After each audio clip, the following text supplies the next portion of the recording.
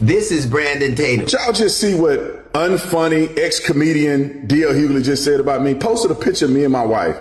To do what? To be a racist? According to the speaker, Brandon Tatum's response in this situation simply doesn't hold up, and they say this isn't a new opinion, but one they've held for some time, describing his reaction as out of step with how he's typically handled similar situations. Their argument centers on an earlier moment when Tatum made comments about Nolan Wells and his family without ever framing the issue in racial terms. The speaker questions why making claims about another man's family, claims they argue weren't fully substantiated, wasn't treated as a problem back then. The criticism doesn't stop there.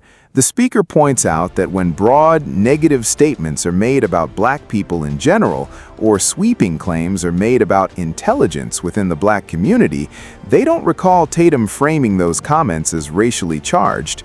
Yet once the conversation turns to his own family, the speaker argues that Tatum's tone shifts noticeably, and race suddenly becomes central to how he responds. The speaker also highlights what they view as a double standard. Tatum, they claim, has been willing in the past to weigh in on other people's spouses, question their motives, or make assumptions about their families, but pushes back firmly when that same kind of scrutiny is turned toward his own household. Wrapping up the argument, the speaker suggests this apparent inconsistency is precisely why they don't expect Tatum to respond directly to the criticism, because, in their view, his position becomes far harder to defend once the standard he's applied to others is applied back to him. Social media influencer who failed at football and was a mediocre cop all of a sudden knows more than that? I don't know what happened. You don't know what happened. But I do know this. You said that a young woman with a pot of water acted so suspiciously that she should be shot by cops. I think that this is justified, but it could have been avoided, but still justified. You can't throw boiling water on a police officer and not get shot. But you don't think people that were on a boat with somebody, in proximity to somebody, and that person comes that day acting so suspicious they should be questioned? Hold on. They were questioned, Stewhead. They talked to the police. This is why y'all ain't never gonna make it in life, man. This is why these people ain't never gonna make it, bro. Like, the only reason I don't totally think black people are completely a lost cause because I grew up around black people. I got black people in my family whom I love. So I have experience with black people who are not completely retarded. But when you look at these people, and I see why white people are sick of y'all.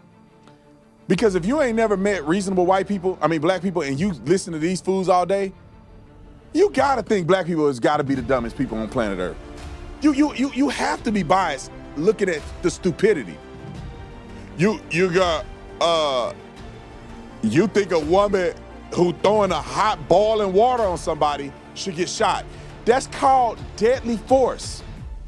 I don't think she should get shot because she's black. I think she gets shot because it's according to the law. If you're in fear of serious bodily injury or death, which boiling water can cause, then a cop can shoot you. And the only reason this cop got in trouble because he white. And they want to make an example out of this cop.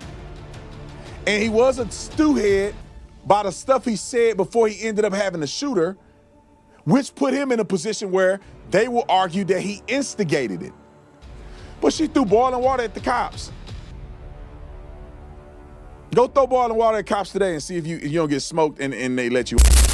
The speaker continues expanding on their criticism, arguing that Brandon Tatum applies different standards depending on who is involved. In their opinion, he's quick to discuss crimes involving black individuals or dismiss certain claims of racism, but when similar attention is directed toward white individuals, they believe the tone of his commentary changes. In their view, that reflects a double standard, expecting others to move on from past issues while responding differently once a subject becomes more personally relevant to him. Returning to the specific case being discussed, the speaker also questions why Tatum reportedly introduces broader topics such as crime statistics or regional crime trends. In their view, those points have little to do with the incident involving the young black man on the boat. They argue that bringing up unrelated statistics only pulls attention away from the facts of the case and distracts from the central question of what actually took place. 2015 to 2024, about a 10-year period, 3,000 to 3,500 black Mississippians were killed by black offenders.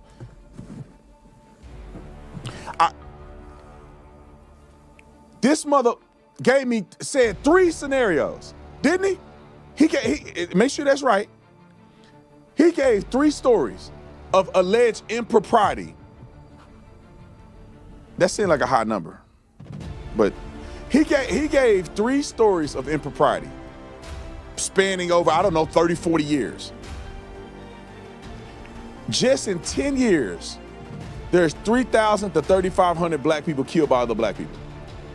You tell me what, like when y'all talk about historical context, when you stupid, all that stuff makes sense to you. If you want to play the historical injustice math, it's fair to believe that a black man that's killed could be killed by another black man.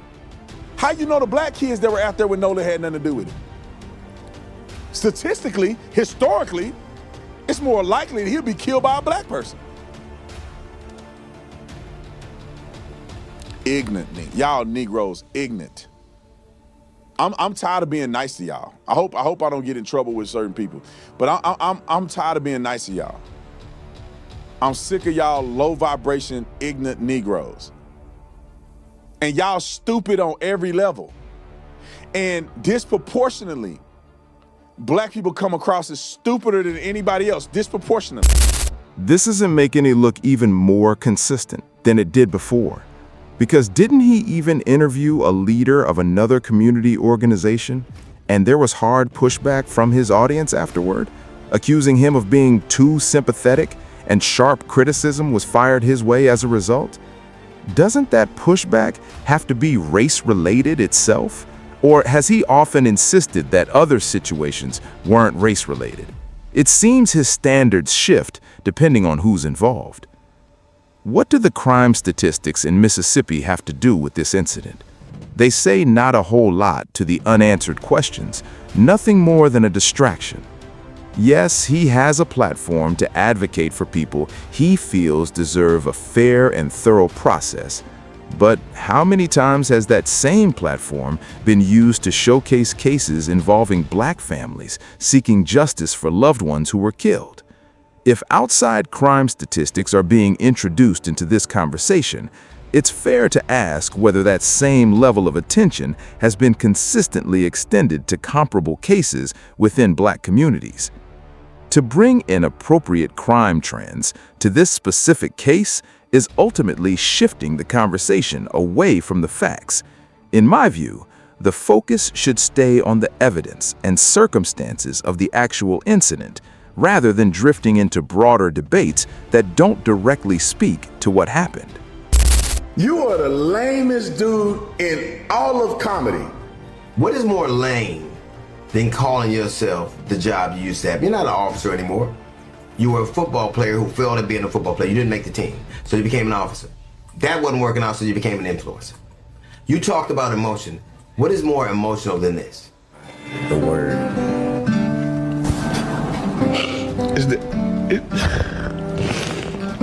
You cried for a white dude who the people didn't even think you worthy to speak at his funeral. You said you wouldn't cry for your son, but you cried for him. That's not emotion? You talked up the way Benjamin Crump talks. Just want to blame white folks. And so I go out there because I know that lame Al Sharpton and Mr. I Can't Read Benjamin Crump is just race hustling, y'all. You talked about how those boys are innocent. You had proof. Now, I don't know whether they're innocent or not. I don't know what happened there. But I know one conversation with a failed football player and a social media influencer is not the predicate. You don't have any toxicology report. You don't have an autopsy report.